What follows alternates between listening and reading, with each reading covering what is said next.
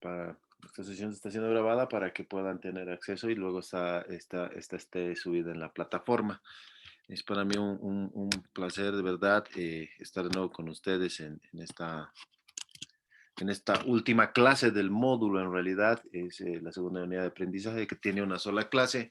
Hemos dado más importancia a las herramientas de bases de datos y de información que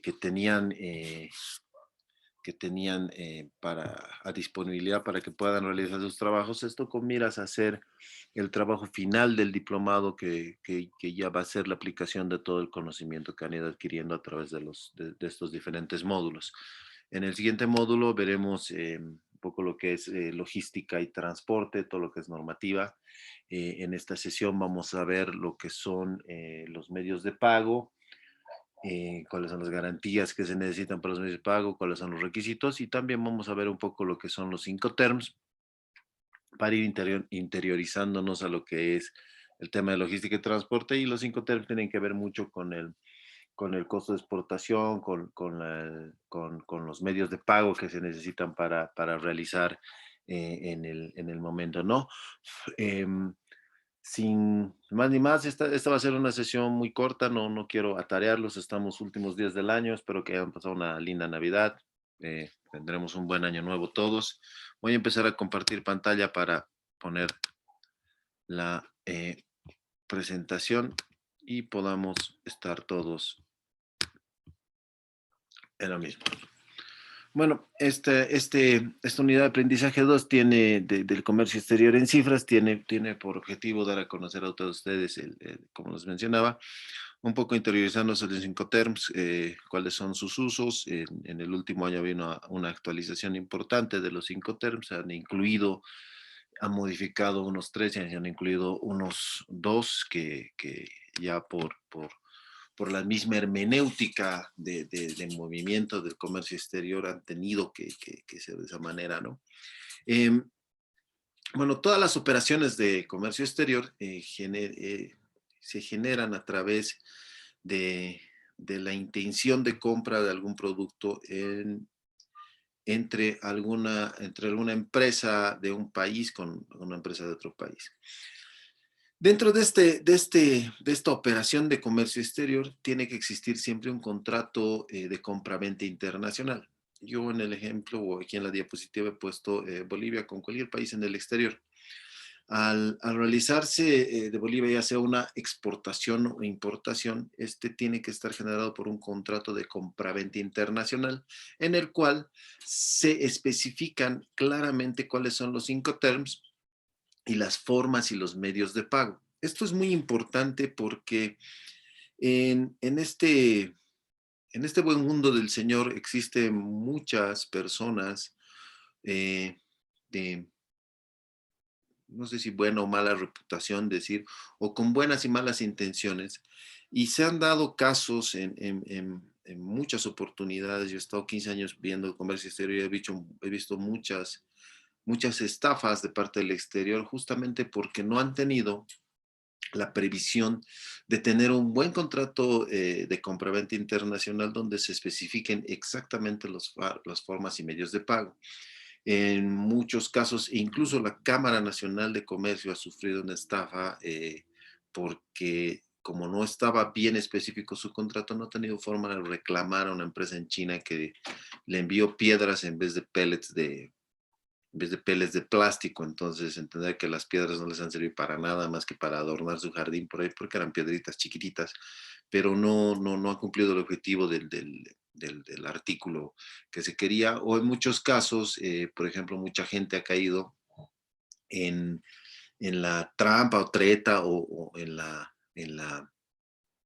condicionante que pone el vendedor, de exigirle que sea un giro vía MoneyGram, vía Federal Express, vía, qué sé yo, no me acuerdo cuál se llaman los otros medios de pago. Hay un montón de entidades que se dedican a hacer giros bancarios o giros de envíos de dinero de ida y de vuelta.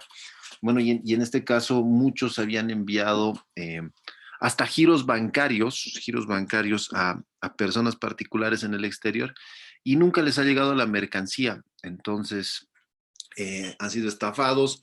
¿Por qué? Porque no tenían un contrato de compraventa internacional o tenían una forma o medio de pago que sí les sirva para verificar y que esté acorde a las operaciones de comercio exterior. Porque bueno, tú cuando estás en otro país estás muy lejos y es muy difícil reclamar para constituirte y hacer una demanda judicial, en este caso por cumplimiento de contrato. En este caso tendrías que apersonarte a al país, digamos, al cual del cual ha sido objeto el problema. Entonces, por eso es muy importante establecer buenos puntos o todos los términos que, que tengan que estar involucrados al comercio, cosa de que no tengamos ningún problema al momento de recibir la mercancía o recibir el dinero por la venta de mercancía, en cualquiera de los casos. Entonces, esta es una parte muy importante de la operativa de comercio exterior. Como les digo, ha habido muchos problemas. Ha habido depósitos de gente que ha querido comprar tractores, por ejemplo, que han depositado $360,000 en un giro bancario y cuando han exigido su producto jamás llegaba y no existía la persona ya en el exterior. Entonces, esto puede provocar pérdidas o en algún caso les han llegado mercaderías que no estaban acorde a lo que se había determinado, digamos, en el contrato previo que ha sido de palabra.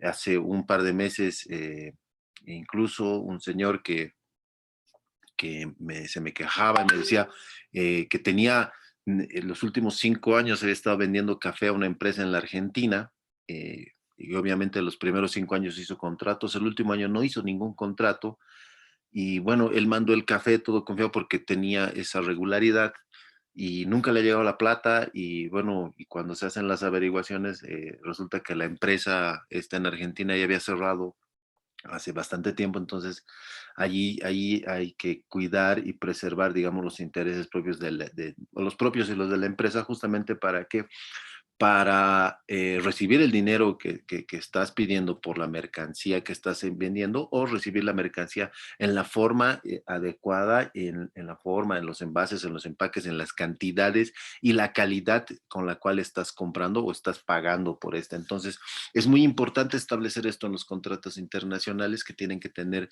muchos puntos que tengan que ver.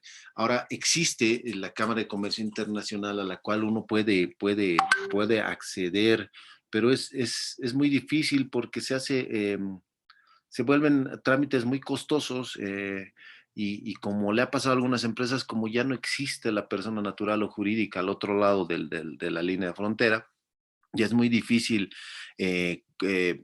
tratar de interceder a través de una cámara de comercio o por los convenios que tengan las cámaras de comercio. Ahí tendrían que haber una serie de procedimientos, pero de hecho el tema de ya incurrir en una acción judicial en contra de la persona que les ha engañado, ya sea por ida o por vuelta de mercancía, se hace muy difícil, muy complicado. Entonces es mejor tener todo bien amarrado y atado a partir de la creación de este contrato de compra-venta y asegurar cualquier tipo de vicisitud o- o cualquier cosa que esté en contra de nuestros intereses, ¿no?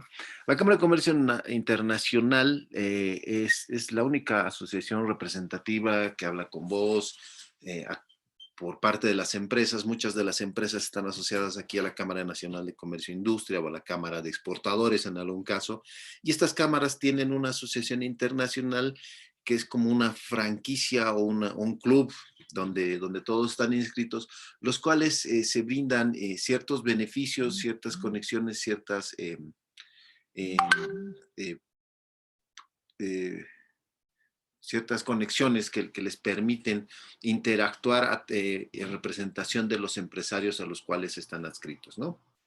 Esta se ha creado en 1919 y siempre ha estado a favor de los empresarios, promoviendo, no solo defendiendo los intereses, también se ocupan de promover el comercio y las inversiones, generan apertura de mercados, porque justamente por estas conexiones empiezan a concatenar, a contactar interesados en ciertos productos o tienen un flujo de información muy eficaz para realizar esto.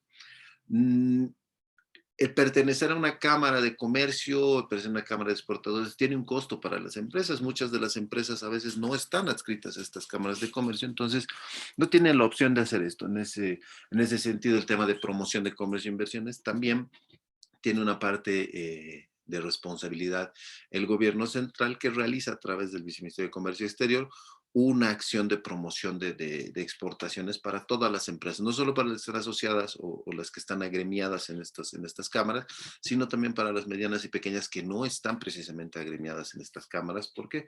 Justamente porque esto tiene un costo y tiene una hermenéutica de pago mensual por pertenecer a estas cámaras, ¿no? Por ser miembro activo y tener una franquicia.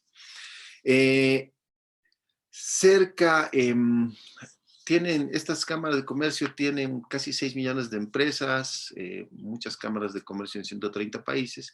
Hace un mes exactamente ha habido el Congreso Internacional de las Cámaras de Comercio, justamente aprovechando la experiencia de la Feria Universal de Dubái. Todas las cámaras se han encontrado en Dubái y han sacado muchos votos resolutivos de promover el comercio, o de tener herramientas de promoción de comercio post-COVID, y tienen que ver mucho con las cadenas globales de valor para interconectar a pequeñas y medianas para ayudarlas, porque son, han sido las más afectadas durante el COVID, ¿no? Eh, bueno, y lo que les hablaba, los contratos internacionales tienen que estar claros, sucintos, y tienen que tener base legal fundamental. Para esto, para la validación, para la legalización de todos estos documentos, existen las cancillerías de cada país, a los cuales ustedes pueden acercarse y validar y legalizar los documentos, las firmas, si es que se van a hacer a distancia, existe ya el apostillado, etcétera, etcétera. Los contratantes tienen que establecer pactos con cláusulas, condiciones convenientes, que es lo que les decía. No pueden ser contrarios a la ley, a la moral y al orden público, no pueden contravenir ninguna de las prohibiciones que tiene el comercio internacional. eh, Estos contratos que sean claros, y totalmente conclusivos, evitan confusiones y les otorgan a ustedes mayores garantías, mayores y mejores garantías para efectivizar las operaciones de comercio. Cuando ustedes tienen un contrato bien constituido y bien armado, digámoslo así, cualquier incumplimiento y no conformidad va a ser reclamable y puede ser apoyado tanto por las cámaras internacionales como con la contraprestación del pago. Por ejemplo, y que vamos a ver en algún caso los temas de documentos mercantiles, siempre hacer una carta de crédito es bueno, porque una vez que el comprador verifica que la mercancía ha sido eh, eh, recibida, da la conformidad de que se libere el pago, pero el dinero está en el banco, ya está depositado. Entonces la única garantía es que el comprador da la venia de que todo está de acuerdo a lo que se ha estipulado en el contrato, da su conformidad y recién se desembolsa el pago al vendedor. Pasa lo mismo en ida y vuelta. Entonces, son formas de asegurarte que no te engañen con el dinero ni que te engañen con la mercancía. Entonces, es muy importante establecer esto. Hay muchos, como les decía, mucha gente de mala voluntad que puede querer obviar estos documentos, pero no precisamente por hacer las cosas con mayor facilidad pueden ser convenientes en la parte legal y jurídica sobre todo, ¿no? Los contratos internacionales son acuerdos legalmente vinculantes entre las partes, ¿no? Con sede en cada uno de los países y tienen ordenamientos jurídicos. Si no con un contrato internacional se puede apelar en el caso de algún problema, una contravención, se podría apelar incluso a los contactos entre gobiernos para que se interceda cuando son contratos grandes, ¿no? Porque ya no, creo que no vale la pena ver unos contratos pequeños, y generalmente los contratos pequeños son los que más problemas tienen, ¿no? Hay que también cumplir la normativa del comercio. Existen notificaciones periódicamente de artículos que no se pueden comprar de ciertos países porque tienen algunas sanciones o castigos por incumplimiento en algunas normas unas normas en algunas normas de comercio que han incumplido. Por ejemplo, está alguna de las últimas notificaciones, por ejemplo, está prohibido, eh, perdón, aquí hay alguien que me está pidiendo ingresar, hay varios. Ya, no espero a todos. Hay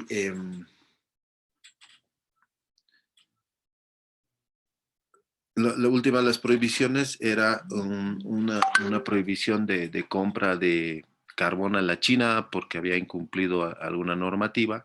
Otra había una prohibición de compra de manzanas de algún país porque tenía una plaga denunciada que es no me acuerdo el nombre de la plaga.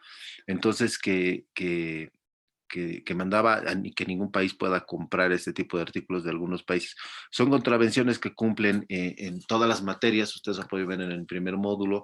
Hay distintas materias dentro del comercio exterior, desde obstáculos técnicos, medidas fitosanitarias y sanitarias, que son normas que se tienen que cumplir en el momento del comercio exterior.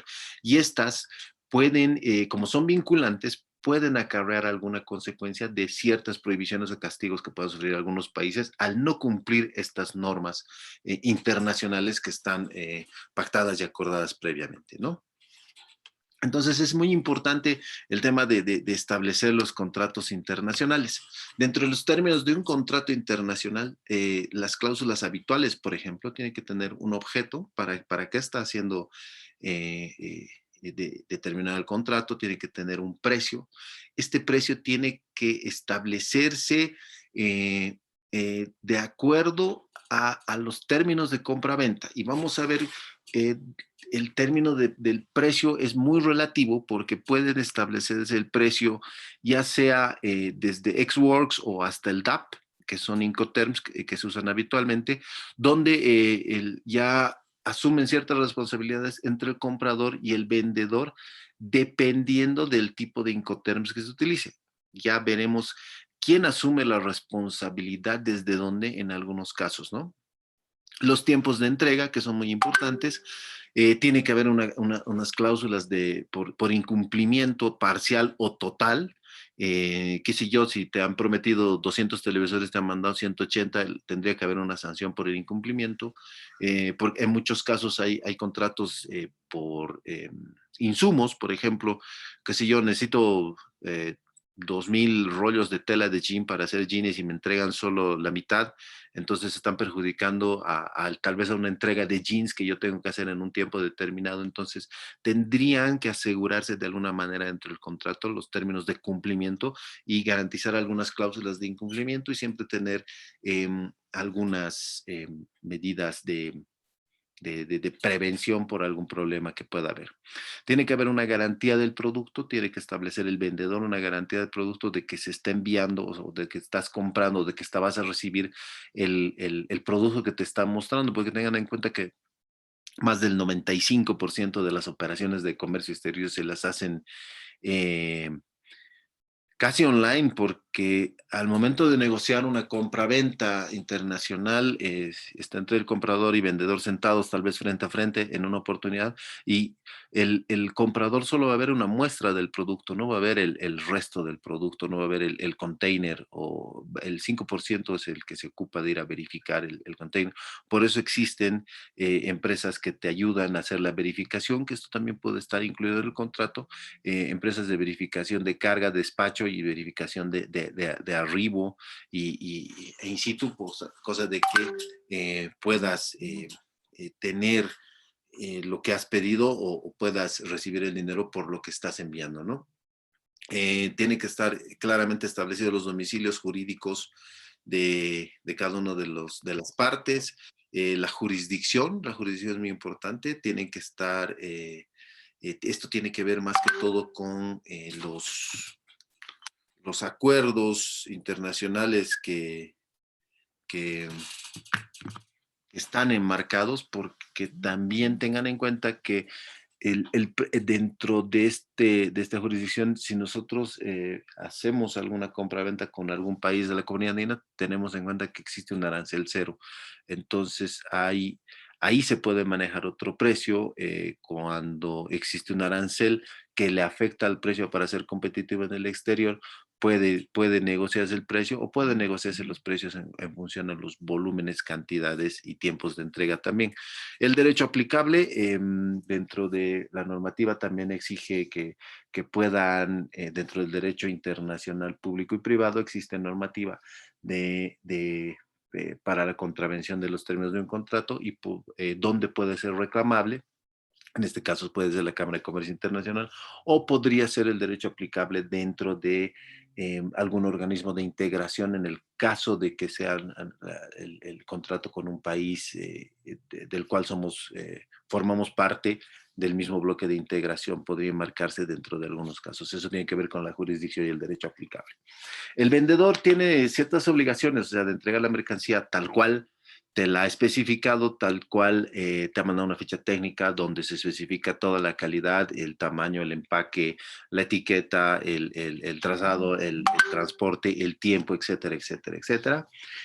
Tiene que, al entregar la factura, transmite la propiedad de la mercancía y obviamente el comprador recibe la mercancía tal cual se ha acordado y el vendedor recibe el dinero por lo cual. Tiene que facilitar todos los documentos relacionados con las mercancías. Esto va a depender mucho del tipo de transporte. Eso vamos a ver en el siguiente módulo cuáles son todos los documentos que se exigen dependiendo del tipo de transporte que se conviene. Entre estos es la lista de empaque, por ejemplo, y la factura comercial en este caso está aquí, vamos a ver, y ya dependiendo del Incoterm se ven el otro tema de los costos, ¿no? El comprador tiene que pagar el precio convenido, tiene que recibir la mercancía, verificar que la mercancía que ha recibido haya estado acorde a lo que dice el contrato para liberar los fondos para que pueda hacerse el pago. Respetar las condiciones y los términos pactados dentro del contrato, sin salirse porque tengan en cuenta cuando se hace un contrato internacional también somos sujetos a tener un marco jurídico donde pueda ser denunciable o reclamable este contrato, ¿no? Entonces, hay que tener, y yo he puesto estos, son 8 puntos claves que hay que tener en cuenta antes de realizar una operación de comercio internacional, ya sea esta de exportación o de importación, ¿no? Tiene que establecerse claramente el lugar, la fecha de salida de la mercancía, desde dónde se está despachando la mercancía, la fecha en que va a salir esa mercancía, el medio de transporte, el tiempo estimado de arribo hacia destino, ¿no? En segundo lugar, el lugar y fecha de recepción de la mercancía. Esto tiene que ver con después del tiempo arriba de destino, tendrías que tener una pauta de dar un margen de 1 a 3 días de entrega porque siempre ocurren algunos problemas, puede haber problemas de bloqueo, puede haber problemas que es muy común, puede haber problemas en la frontera, muchas veces se cae el sistema, tengan en cuenta que no tenemos buen internet, entonces la mayoría de nuestro transporte se hace por tierra, entonces al salir un camión puede encontrar un bloqueo, puede encontrar un retraso en el sistema, puede haber un error en la documentación, entonces hay que tener en cuenta todas estas circunstancias para establecer ciertos lugares y fechas de entrega. El lugar es muy importante si, por ejemplo, le vendemos qué sé yo, a Chile le vendemos pantalones, tenemos que ver por qué ruta es mucho más fácil enviar, cuánto tiempo va a demorar y estimar una fecha de entrega y entregárselo por ahí en el domicilio, pero todo esto va a depender de los Incoterms en los cuales vamos a entrar dentro del contrato. Porque si nosotros vendemos una mercadería en términos FOB, nosotros entregamos la mercancía en puerto y nos olvidamos del resto, o CSX Works entregamos a la parte de nuestra empresa y nos olvidamos del resto. Eso va a depender, vamos a ir viendo cómo evolucionan todos los Incoterms, cómo van desde la puerta de nuestra casa hasta la puerta de la casa o de la empresa que compra, ¿no? Específicamente las cantidades a transportar y estas cantidades tienen que estar especificadas con el tipo, los materiales de empaque, las unidades de carga, si es carga suelta, si es carga granel, especificar todo el tipo de carga, que eso vamos a ver también en el siguiente módulo, cuántos tipos de carga, qué tipos de carga hay, el importe de las mercancías, que es muy importante porque en base a este importe de las mercancías es que se calculan tanto aranceles, impuestos y algunos gravámenes extra que tienen que sumarse a la mercancía al momento de internalización a cualquiera de los países, ¿no? El tipo, como les decía, el tipo de transporte que se va a utilizar en el envío de la mercancía, ya sea aéreo, marítimo, terrestre, sí puede ser multimodal, que en muchos de nuestros casos, nosotros para enviar a Europa hacemos la multimodalidad, utilizamos varios medios de transporte en algún caso. Las medidas de embalaje y etiquetado adecuado, así como las medidas de seguridad que hay que tener en cuenta para que la mercancía llegue, por ejemplo, el tema de precintos en los containers o el tema de stickers de seguridad en los embalajes, cosa de que asegurarnos de que nosotros no estamos acompañando nuestra carga, pero tenemos que asegurarnos que esta carga no sea violada en alguna parte del camino, que ha ocurrido muchas veces. Sufren asaltos, robos en las carreteras o simplemente el transportista que se daba mucho antes, ahora ya no porque existen los precintos de seguridad, abre el container y, a ver, estamos comprando celulares y tienen que llegar 10,000 celulares en el camión y resulta que el transportista o alguien abre, viola el precinto, se saca 10 y bueno, llegan eh, 10 celulares menos, entonces esa digamos que estaría cubierto por un daño que tendría el seguro de la carga, pero justamente para evitar cualquier tipo de estas acciones existen los precintos, los sellos de seguridad que se ponen tanto en los embalajes, en los etiquetados y en la lista de empaque donde se detalla todo lo que se está enviando, entonces también sirve como lista de verificación, ¿no? Eh, en el séptimo punto es que parte deben asumir las diferentes tasas a sufragar, o sea, quién va a pagar el tema de aranceles, eso también, como les digo, va a depender mucho de los Incoterms, el tema del seguro, qué parte debe responsabilizarse cada una de las partes en las distintas etapas, desde que la mercancía sale del lugar hasta que la mercancía está en manos del destinatario final. Todos estos puntos tienen que estar bien específicos dentro de un contrato de comercio internacional o dentro de un contrato de operación internacional. Es muy importante, como les digo, justamente para cuidar sus intereses, para cuidar los intereses de la empresa, para establecer pautas y responsabilidades dentro del mismo contrato y no tener ningún problema o vulneración posterior al mismo, ¿no? Ahora, qué documentos sirven como medios de pago, ¿no? Dentro de los financieros pueden ser cheques, boletas de garantía, las cartas de crédito que les mencionaba. Las cartas de crédito tienen dentro de también la garantía contragarantizada que se dice, de verificación de recepción de la mercancía, y una vez que se da la aceptación, el banco recién desembolsa, el banco corresponsal recién desembolsa al vendedor el dinero porque ya está garantizado de que se ha entregado la mercancía tal cual se ha cumplido con el, con el contrato, ¿no?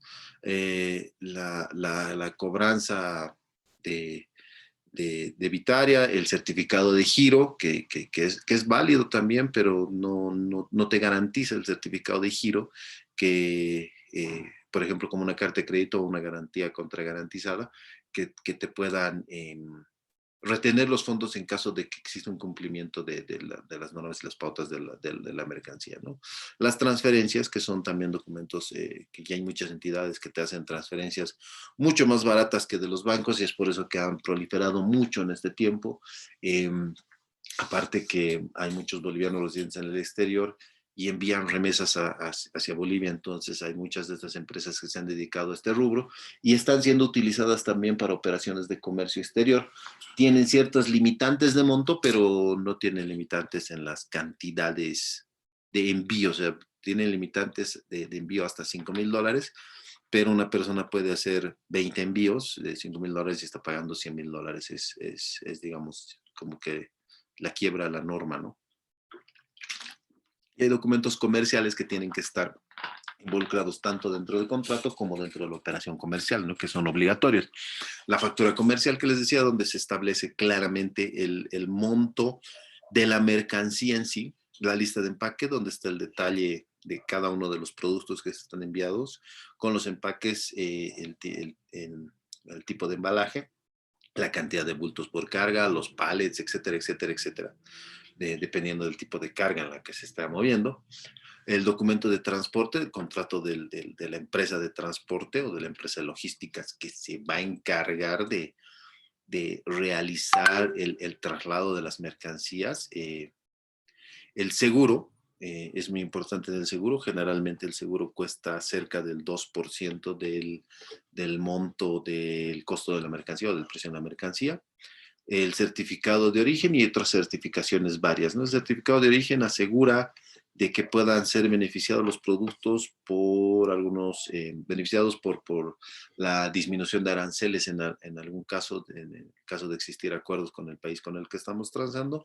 Y el tema de las certificaciones varias es desde certificados sanitarios, fitosanitarios, de producción orgánica, de precio justo, incluso hay algunas certificaciones o de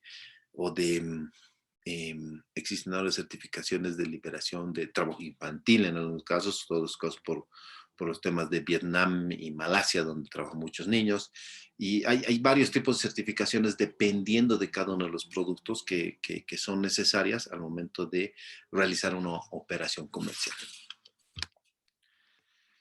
A ver, vamos entrando a lo que son las reglas de los Incoterms. ¿Qué son los Incoterms?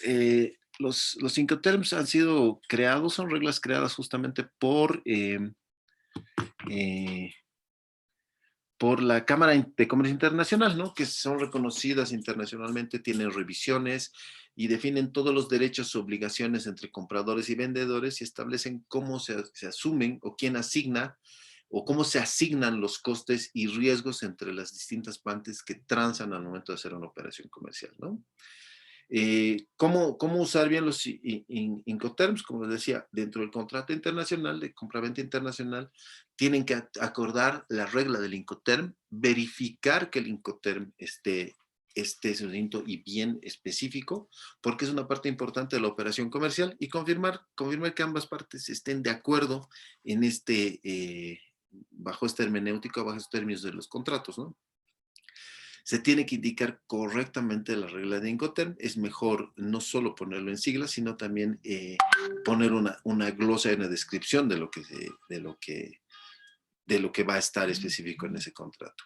El lugar o puerto de salida, como les decía, y especificar una forma concisa y clara el lugar de entrega, el lugar de transmisión del riesgo. El Incoterm es el que nos va a marcar la pauta de dónde es la transmisión del riesgo y la responsabilidad de la mercancía en el momento de la compra o de la venta, ¿no es cierto? Entonces, eh, a ver, estos Incoterms tienen también una historia. Antes, hace 200 años, todo era en términos FOB, que era Free on Board, que es generalmente todo se entregaba al lado del barco. Eso es por la hermenéutica o por la dinámica que tenía el comercio hace 200 años. Todo, como ustedes bien saben, todo se realizaba por barco. En esa etapa ya proliferaron los piratas, los corsarios que asaltaban los barcos que llevaban mercancías entre continentes o dentro del mismo continente, utilizando el mar como un medio de transporte muy económico. Y esto se ha dado hasta 1936, donde se dan cuenta que existen otras reglas que se deberían cumplir para transmitir el riesgo también al comprador. Entonces, hasta el 1936, toda la responsabilidad era del vendedor. Estas se han actualizado y el ICC publica 6 reglas, convirtiéndose la primera estandarización en 1936 de algún tipo de Incoterms que se usaban en el comercio. Como ustedes bien saben, el comercio prolifera después de la Segunda Guerra Mundial, se moderniza, se estandariza, se mide, se estandariza porque todos entran con las mismas reglas. Y dentro de esas nuevas reglas, después de la Segunda Guerra Mundial o después de 1953 empiezan a vivir tres nuevas reglas y empiezan a haber transportes también de forma aérea. Empieza en los 90 el tema de la electronificación, o sea, de la modernización, de la computarización de los sistemas. Ya no iban solamente en papel, sino ya operaban con la entrada del Internet, entraban ya papeles en línea, entonces ya se somete todo esto a una reconstrucción masiva hasta llegar a lo que tenemos ahora, ¿no? Eh, la última actualización o la liberación de Incoterms, digamos, fueron el 2020 tuvo la última actualización y se mantienen 11 tipos de Incoterms divididos en dos grupos, ¿no? El primero son Incoterms de transporte multimodal, y quedan en el segundo grupo Incoterms de uso de simplemente transporte marítimo y vías navegables. Teniendo en cuenta que en los últimos años, sobre todo en la parte de Sudamérica, se ha visto mucho y con muy buenos ojos la utilización de medios fluviales para el transporte, dadas las características topográficas, geográficas de nuestro continente, y sobre todo para Bolivia, que estamos entrando mucho más en tratar de ver el transporte fluvial, tanto por la cuenca del Plata como por la cuenca amazónica, para utilizar de mejor manera estos ríos y poder tener un medio mucho más barato de transporte, ya que para Bolivia siempre el costo de transporte incide en un cerca del 9 al 12% adicional al costo del transporte en los que incurren países que tienen acceso a una costa del océano, ¿no? El tema del enclaustramiento, la mediterraneidad, como quieran llamársela, repercute sobre todo en los costos de transporte, y eso es lo que encarece nuestro comercio exterior de sobremanera. Bueno, dentro de estos dos grupos ustedes pueden encontrar desde el Xworks, que tiene, y en el cuadrito está bien detallado por colores, cómo asumen el riesgo entre comprador y vendedor.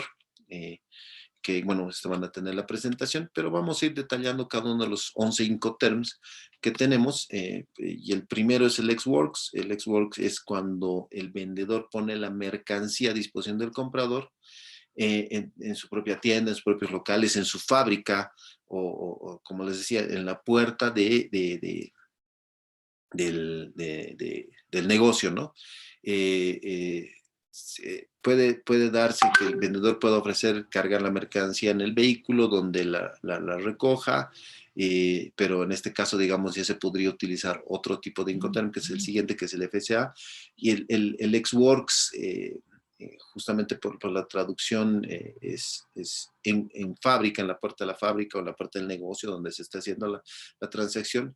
Es es el riesgo y la obligación mínima para el vendedor, y toda la obligación del transporte, traslado, incurre o cae dentro del comprador. El comprador es el que se encarga de recoger la mercancía desde la puerta de la fábrica, y se puede utilizar los distintos medios de transporte hasta llegar, incluso el tema de la tramitación de papeleos en ambas aduanas, en la aduana de salida de un país y la aduana de entrada al país destino.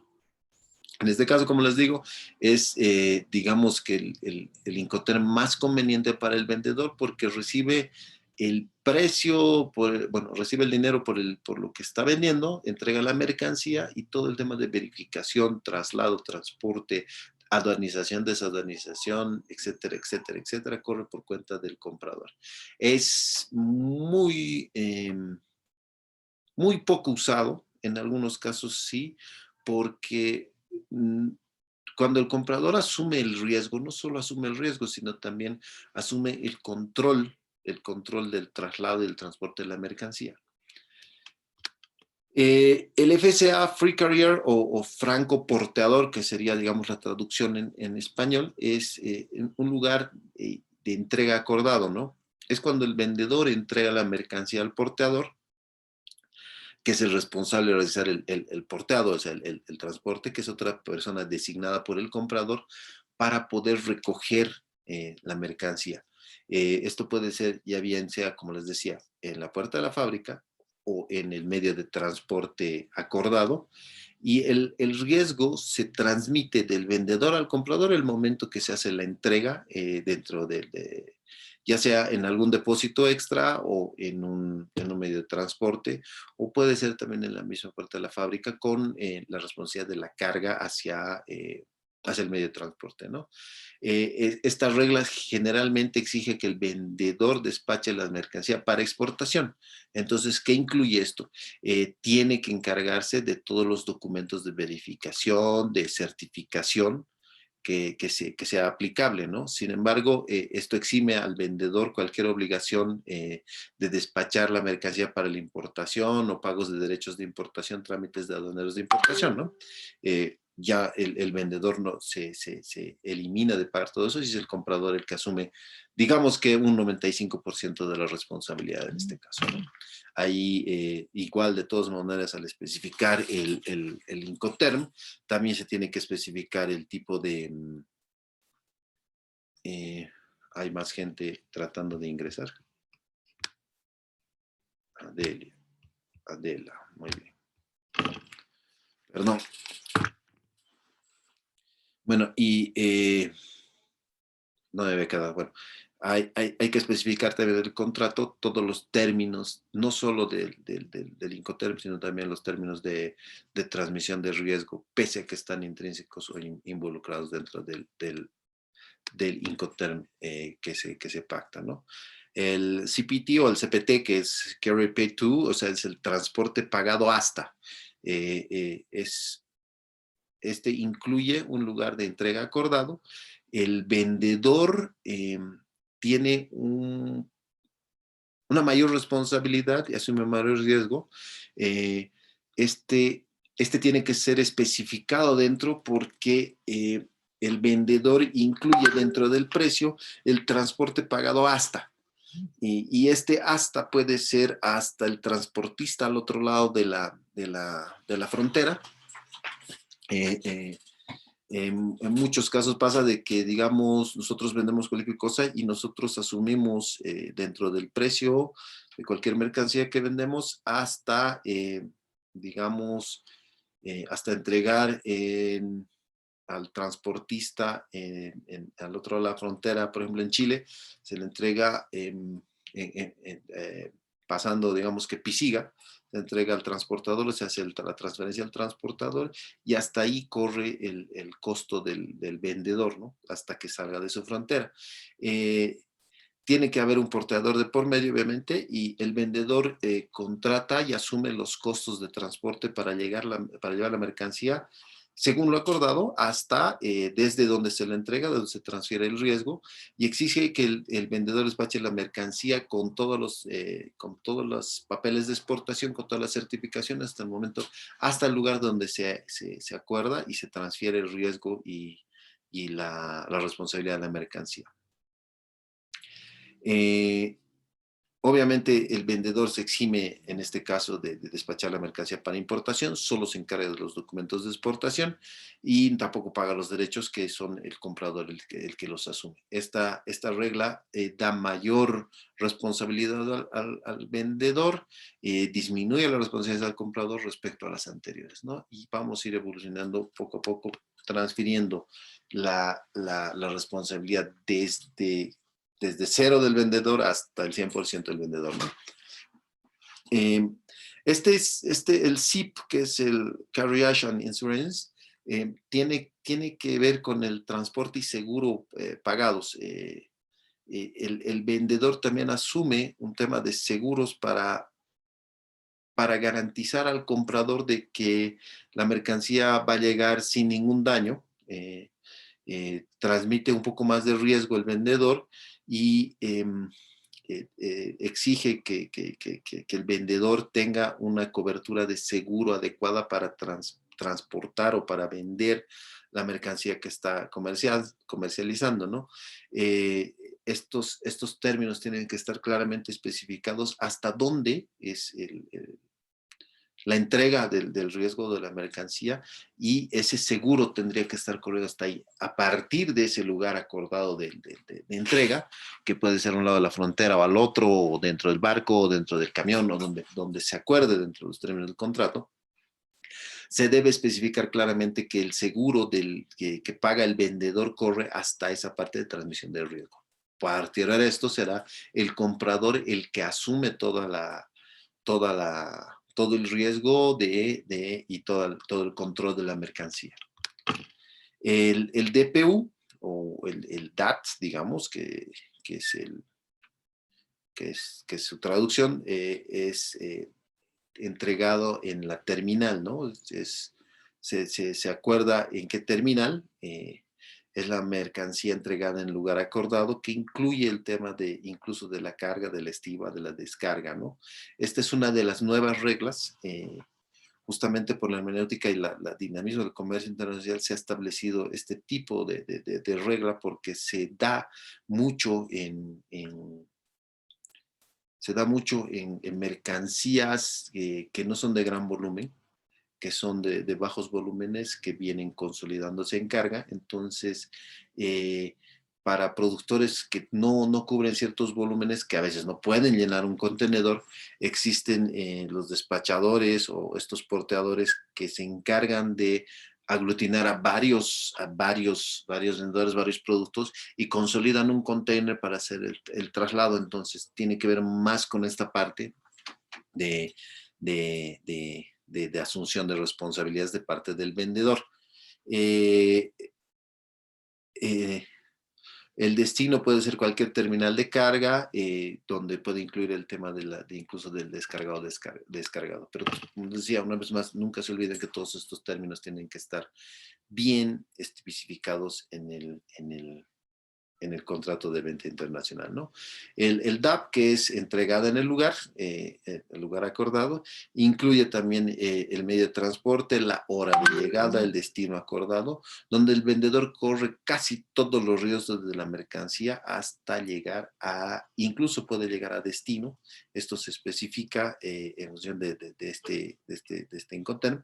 Y el vendedor tiene que despachar la mercancía para importación, tiene que realizar incluso los trámites de importación al otro lado de la frontera, y tienen que estar especificados cuáles son los pagos que tiene que realizar.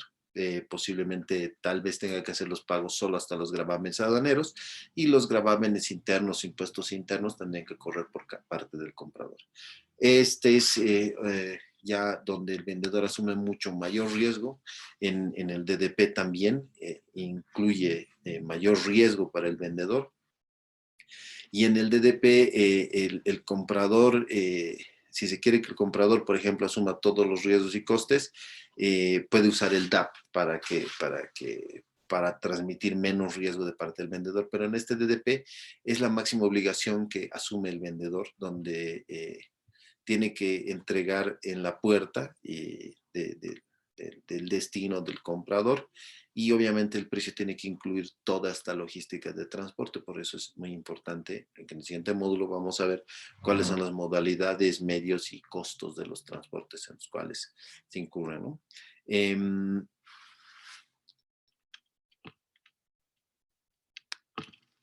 El FAS, que es franco al costado del buque, que no es lo mismo que el FOB, ¿no? Es cuando el vendedor coloca la mercancía. Estos ya son los Incoterms del segundo grupo, que son los que se utilizan solamente en términos marítimos o fluviales, ¿no? Es cuando el comprador perdón, el vendedor coloca la mercancía al lado del buque o del barco o del medio de transporte fluvial o marítimo en el que se esté transportando, y transmite la mercancía en ese momento, transmite el costo de la mercancía. Ya dependerá del vendedor si asume costos de seguro, aparte de los de flete, de traslado hasta el barco, porque en nuestro caso, como les decía, nosotros tenemos que pagar un flete terrestre, que es en algunos casos y por ciertas épocas del año, tiende a ser mucho más caro que el flete marítimo, que tiene mayor distancia, ¿no? Este Incoterm exige que el vendedor despache la mercancía para la exportación, se tiene que cumplir con todos los artículos, con todos los papeles y con todos los trámites exigidos para la exportación hasta que salga del país. En el caso de Bolivia, hasta ponerlo en un puerto marítimo, digamos, y exime al vendedor de la obligación de despachar la mercancía para importación, ya recibe los documentos, realiza los documentos por su lado y solo lo único que hace es paga los derechos de importación y los trámites aduaneros de internación a su país o al destino final de los artículos. El Free On Board, que es el Incoterm más utilizado, que es franco a bordo. El free on board es cuando el vendedor entrega la mercancía a bordo del buque. Ya esta es la diferencia al FAS. El FAS lo entregamos en el muelle y este free on board es a bordo del buque. ¿Ya? Como se acuerda con el comprador, el riesgo se transmite cuando la mercancía ya está certificada, verificada, montada dentro de un buque a punto de salir de un puerto.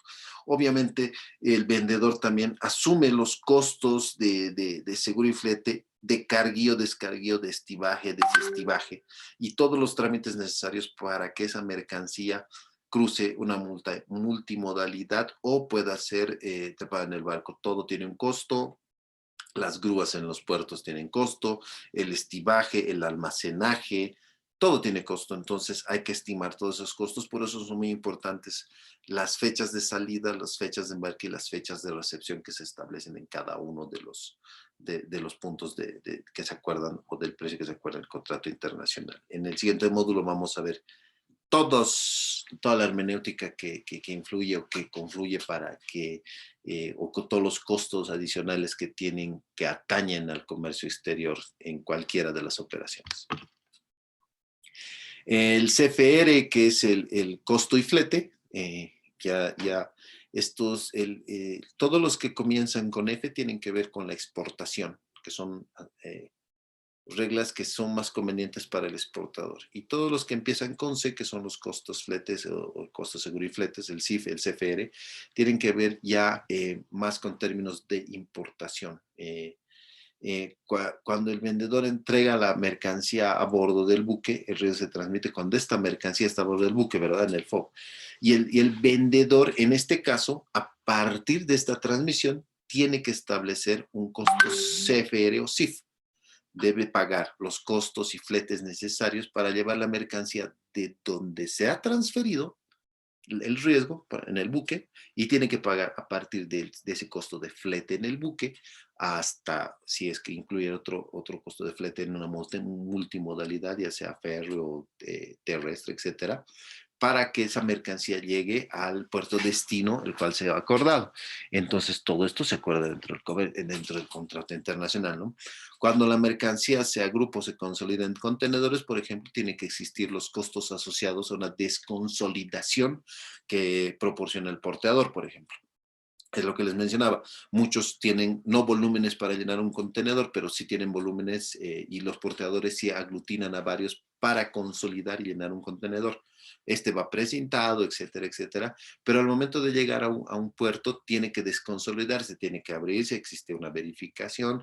Todo esto tiene un costo. Es estibaje, desestibaje, almacenamiento hasta que recogen, hasta que el importador recoge su mercancía, tiene un costo de toda esta parte, ¿no? En ese momento, cuando el comprador asume este costo CFR, el vendedor deja de reducir todo el riesgo, es ahí donde se puede establecer la verificación y el pago de la mercancía, por ejemplo, la liberación de una carta de crédito para que esta pueda ser cancelada al vendedor al momento de la verificación en esta transmisión de riesgo, por ejemplo. El CIF, que es el término utilizado en Bolivia, utilizamos mucho el CIF porque tenemos un gran volumen de importaciones. Este es el costo seguro y fletes que asumimos desde que el exportador, por ejemplo, te ponen en el barco, es al otro lado del FOB, ¿no? Y se cuenta con el costo de seguro y fletes. ¿Por qué cuesta más a Bolivia? Porque no termina cuando lo suben al buque y lo traslada al buque. Como no tenemos mar, tiene que llegar a un puerto. En ese puerto tiene que esperar su tiempo porque, bueno, tengan en cuenta que los puertos operan con cerca de 3 buques al día y generalmente llegan entre 5 y 8 y están trabajando 24 horas y tardan y hay una cola de buques esperando a ser atendidos, a ser descargados, que ha pasado muchas veces. eh, y a veces sufren retrasos nuestras mercancías, por eso es importante establecer eh, estas medidas de ¿cuál es la palabrita? Bueno, de medidas de prevención de alguna vicisitud en contra, ¿no? Esta regla generalmente se utiliza para el traslado interno, coste seguro y fletes está involucrado dentro de lo que es la importación. Fuera del coste seguro y fletes que se incrementa al precio del, de la mercancía que ya no las han dado con el costo del traslado hasta el barco incluido, eh, el gravamen arancelario se aplica solamente al valor del valor de la mercancía en sí, pero no así al de los costos de transporte. Cuando le asumimos los costos de transporte, ahí recién se hace un cálculo de impuestos internos, que son los que se pagan, y es por eso que a veces crece un poco más el monto que se tiene que pagar para desaduanizar cualquier mercancía, ¿no? Bueno, esos son los 5 temas más usados. Como les decía, esta ha sido una sesión corta, sucinta, que tiene mucha información. Esos, entre los textos que les he pasado, también van a encontrar un mayor detalle. El tema de los costos de transporte, como les decía, son muy variables, va a depender de la estacionalidad, va a depender mucho del lugar de donde se recoge la mercancía o por donde se manda. No va a ser, o también el medio de transporte. No cuesta lo mismo mandar una mercancía por Iquique que por Arica, por ejemplo, pese a que son 2 puertos chilenos. El traslado de terrestre es mucho más caro a un lado que el otro. En algún caso, utilizando algún medio de transporte marítimo que tenga convenio con el puerto de Arica, podrá ser mucho más económico el flete marítimo por algunos convenios que tienen, que tal vez justifique el flete terrestre, pero todo eso lo vamos a ver en logística, cuál es el medio y modo más conveniente de hacer las cosas y hacer el equilibrio al momento de hacer la operación comercial. Esta parte tenía que ver con netamente medios de pago y especificaciones para establecer los términos de un contrato de una operación comercial. Eso es en cuanto yo tengo. Si tienen alguna pregunta, por favor, dejo abierto el micrófono para ustedes.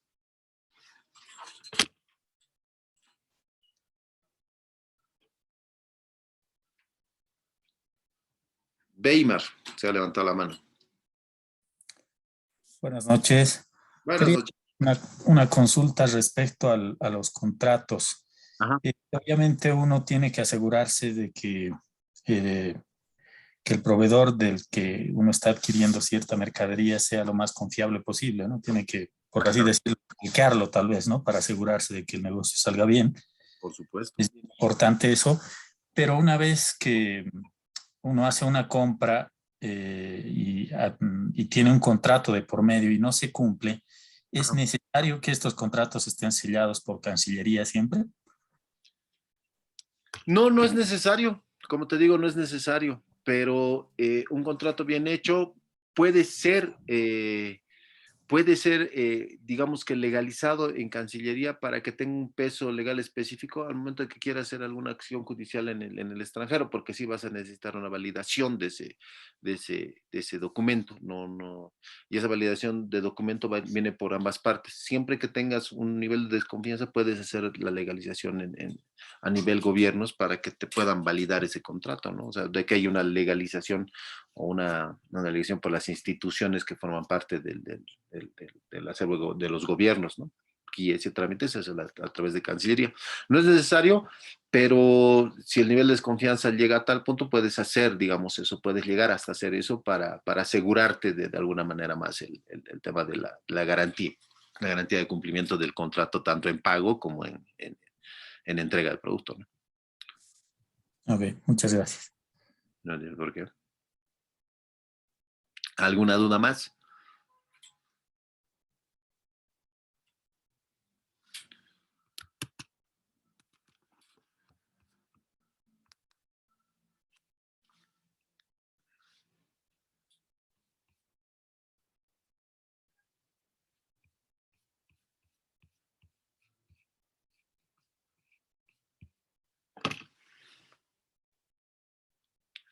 Bueno, de todos modos, ahora lo que tienen que hacer para esta es un ejercicio muy chiquito, es un trabajo muy chiquito. Existe un, hay un cuestionario que va a estar subido el día de mañana. Voy a pedir que esté habilitado hasta el día lunes para que puedan pasar un año nuevo tranquilos. Y bueno, tienen que hacer un ejercicio para esta unidad 2 que tiene que ver con la formulación de un ejercicio sobre algún producto que ya sea de importación o exportación, donde se reflejen los costos asociados a la aplicación y utilización de los diferentes Incoterms, presentando resultados como opciones y recomendar cuál sería la más adecuada en función de ya sean ustedes compradores o vendedores. Obviamente tienen que tomar en cuenta de que si estamos comprando algo de Europa, vamos a entrar en una multimodalidad y podemos tener algún tipo de algún costo estimado. Yo les pediría que hagan un costo a mano alzada de más o menos cuánto cuesta. Un flete marítimo está entre bueno, normalmente un flete marítimo está entre los 1.200 a $2.500. En la actualidad existen fletes hasta de 20, $30.000 porque existe una crisis a nivel mundial por falta de contenedores. Nadie sabe dónde están los contenedores, entonces esta escasez ha provocado una exacerbada elevación en el precio del flete marítimo. Y bueno, y los fletes terrestres están dependiendo del puerto, están entre, ya sea puerto peruano o puerto chileno, que es por la mayoría por donde entran la mercancía o por donde salen, está entre de igual manera, entre los 1.500 a $3.200 más o menos el flete terrestre. Y esa es la razón de por qué se nos exacerba el precio de exportación o nos sale más costoso el comercio internacional a Bolivia, ¿no? Entonces, más o menos sobre esos parámetros y teniendo en cuenta que los seguros generalmente son 2% del monto de la mercancía, hay que, eh, hay que establecer, digamos, este tipo de ejercicio, viendo más o menos cuánto más o menos asume el comprador y el vendedor en un grupo de Incoterms. Yo les pediría que hagan, digamos, unos 3 Incoterms, pueden hacer 3 ejercicios, un ejercicio donde muestren 3 opciones con 3 Incoterms de cómo más o menos variaría el precio en función de algún producto, incluyéndole el valor del producto, ¿no? Allí pueden hacer algún tema asociado al tema de importación que puede incluir, digamos, los gravámenes, el IUE aquí, que está en la normativa de aduana, que también tienen dentro de los documentos que han sido eh, publicados ahí para consulta. Y cualquier cosa, como siempre, está el WhatsApp, está mi correo que todos lo tienen, que pueden consultar lo que quieran, o tienen mi teléfono, pueden dar una llamada para hacer cualquier tipo de consultas. Como les digo, este ejercicio también tendría que estar hasta el lunes. Como han prohibido, todos son de La Paz, como, bueno, creo que han prohibido las fiestas a nivel nacional, entonces creo que no vamos a tener mucho problema en este caso, ¿no?